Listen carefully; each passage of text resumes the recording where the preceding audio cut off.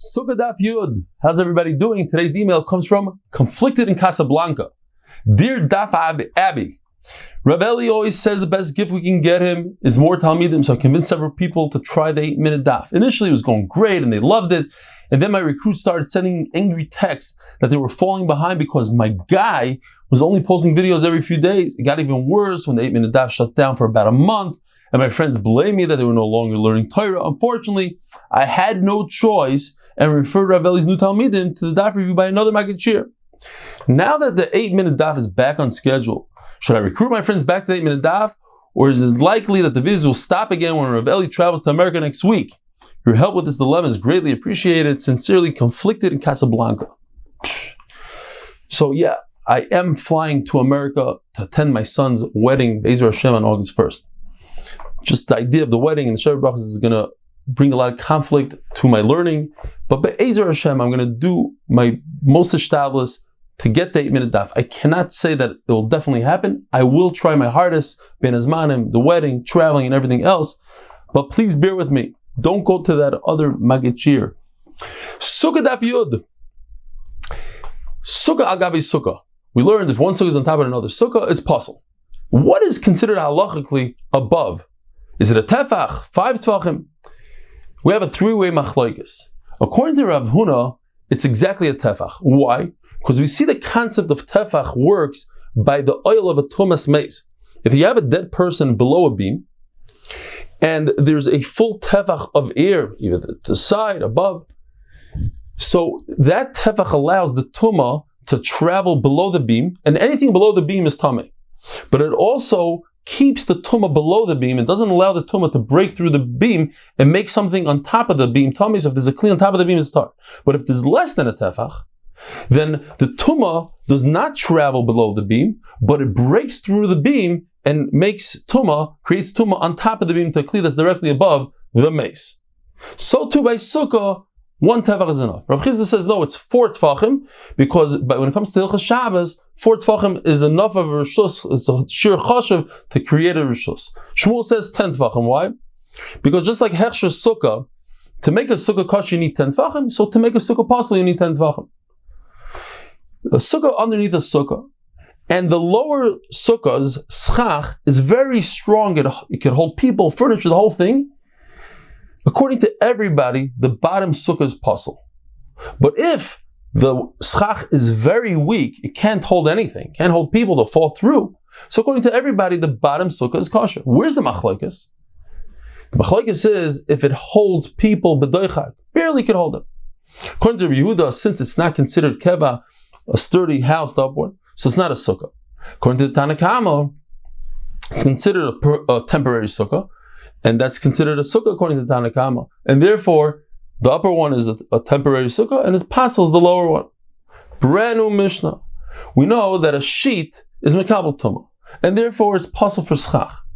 But there's a difference. If you put out a sheet, it depends what you put it out for. If you put it there to protect you from leaves falling or from the sun, so you want it as schach, and it's schach pasul, so it passes your sukkah.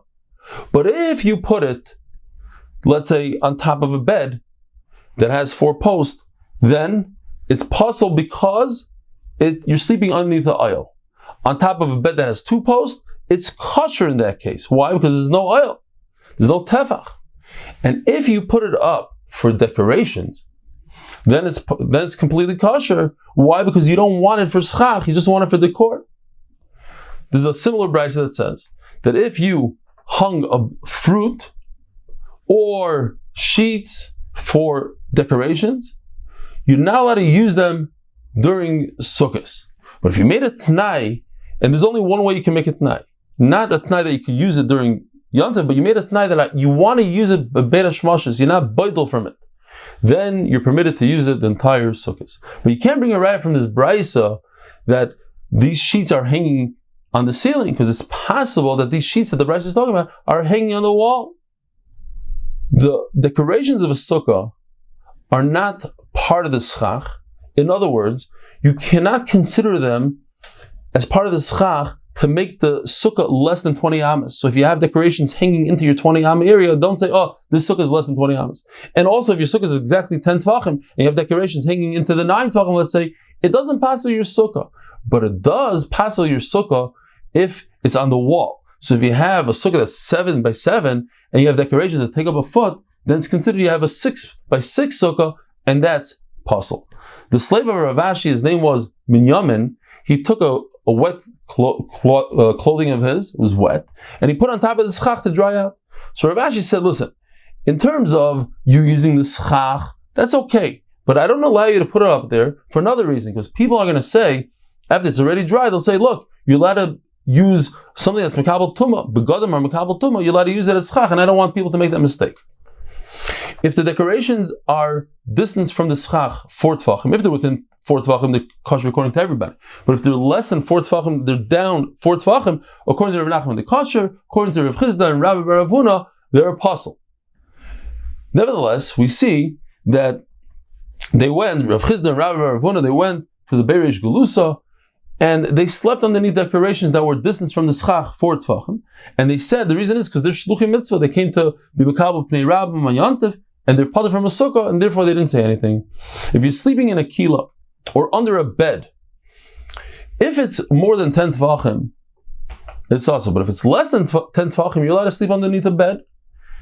But if it's something that's kavua, it's permanent, like a knife that has 4 posts, even less than 10 tvachim is also.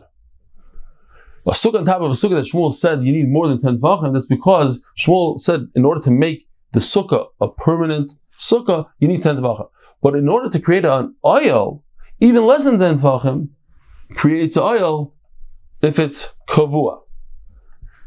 You're not allowed to read Kriya Shema when your head sees your erva. So if a person is unclothed and he's inside a kila, and the kila is less than 10 tvachim, this kila is like his clothing.